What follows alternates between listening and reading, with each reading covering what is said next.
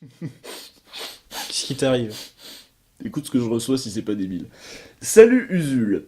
En fait, ce n'est pas vraiment à toi que j'écris, mais je tenais particulièrement à féliciter Dorian, qui semble bel et bien être la clé de voûte du 3615, mais aussi de tout Nesblog. Son intelligence transparaît dans chacune des phrases que tu dis, et c'est sa classe et son charme qui me scotchent chaque dimanche devant mon écran.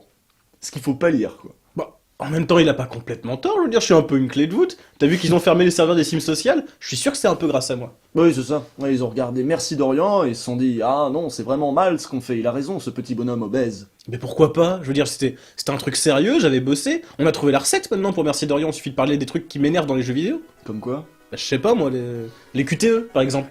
Putain que ça m'énerve les QTE. Tiens, en profiter là, on a un fond vert.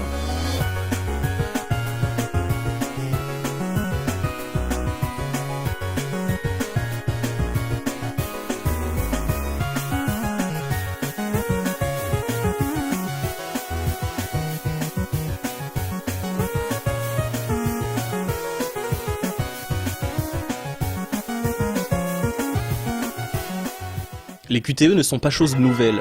On peut penser à Dragon Slayer ou à tous les autres films interactifs qui ont déferlé avec l'apparition du CD dans les années 90.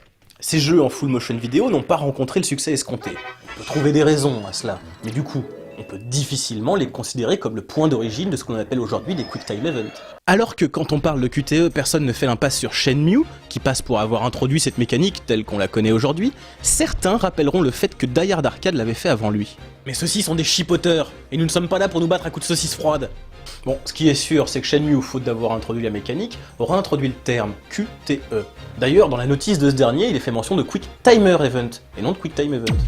Cela peut sembler anecdotique, mais remettre l'accent sur la rapidité d'exécution que réclamaient ces phases de jeu en rappelant leur nom d'origine n'est pas une mauvaise chose. Dès lors, on peut se demander quelle était l'intention des créateurs en intégrant cela au jeu. L'idée de base n'était pas mauvaise, ils se sont tout simplement dit « Jeux vidéo c'est interactif, faut interagir. Pourquoi que les cinématiques elles sont pas interactives? Il s'agissait pour eux d'améliorer la sacro-sainte immersion en rendant interactives des phases qui, jusque-là, ne l'étaient pas. Pendant longtemps, cette logique de gameplay ne s'était retrouvée que dans quelques jeux ou dans quelques scènes marquantes, mais c'est depuis devenu une habitude. Voyez donc, on en trouve dans Assassin's Creed, God of War, Gears of War, Resident Evil, Metal Gear Rising, Uncharted, Tomb Raider, Call of, FF13-2, Batman Arkham City, Halo 4, j'en passe et des bien pires. On va faire un grand choc d'interactivité. Oui, monsieur Yves Calvi, cette veste est trop grande. Vous avez très bien entendu, j'ai cité Batman Arkham City et Assassin's Creed dans la liste des jeux contenant des QTE. Seulement ceux-là sont moins visibles et ne disent pas leur nom. Le système de parade des combats de ces deux jeux nous réclame d'appuyer sur un seul et unique bouton à un moment précis, parfois indiqué par un signe visible, afin de déclencher un événement complexe et impressionnant. C'est assez jouissif au début, mais ça devient vite aussi répétitif que chiant. Et l'on touche là à l'un des effets des QTE sur le joueur, il se crée un décalage entre ce qu'il fait à la manette et ce qui se passe sur l'écran. Adieu l'idée d'augmenter ainsi l'immersion. On ne s'est jamais senti aussi détaché de ce qui se passait à l'écran. En ce sens, Azuras Vras fait figure de cas d'école. La démesure de ce qui se passe à l'écran n'ayant d'égal que la faiblesse de l'implication du joueur quant à ce qu'on lui demande d'effectuer comme action. De surcroît, le fait de rater ses QTE, excepté à certains moments clés, n'influe en rien sur l'action du jeu. On pourrait se contenter de suivre la cinématique comme un film, mais il faut que le prompteur s'affiche. On ne sait plus très bien si c'est ce prompteur qui détourne l'attention de la cinématique, ou l'inverse. Et là, on commence à se poser des questions.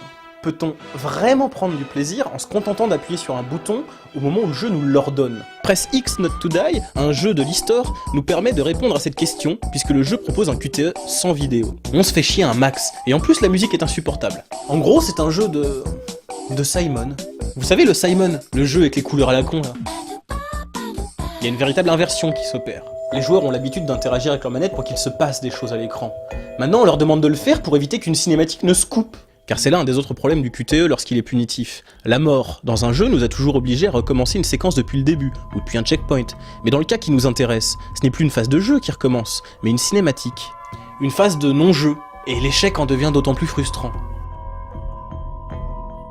Alors certes, ces phases de jeu assistées sont un bon moyen de créer artificiellement de la facilité, n'importe quel joueur étant capable d'appuyer sur X quand on lui dit « Appuie sur X ». Tout comme il est facile de retenir son texte quand on a un souffleur. Voilà, un chou-fleur. Ou un prompteur, justement. Dans l'esprit de l'éditeur, créer de la facilité tout en conservant l'aspect épique de l'action serait un bon moyen de draguer un public plus large. D'où le réflexe de reprendre les codes du cinéma, qui sont déjà connus et donc rassurants, là où la grammaire vidéoludique est encore en partie à découvrir. Mais surtout cela dénote d'une nouvelle orientation donnée aux jeux vidéo et d'un manque de confiance des éditeurs envers le joueur. En effet, à l'heure où les éditeurs misent gros pour sortir des trailers qui présentent le spectacle qu'offrira le jeu, ils ne peuvent permettre au joueur qui pose ses doigts gras sur le joystick de ne pas regarder dans la bonne direction alors que l'immeuble qui s'écroulait sur une musique zimmerienne dans la bande-annonce est en train de s'écrouler sur une musique zimmerienne à quelques pas de lui. Cette opposition entre la liberté du joueur et la volonté du créateur de lui offrir une expérience donnée est normale dans un média interactif comme le jeu vidéo. Et le QTE, en offrant l'interactivité la moins profonde qui soit, s'impose comme le meilleur moyen de réduire la liberté du joueur à peau de zob. On se retrouve parfois à avoir envie de hurler et... Liberté!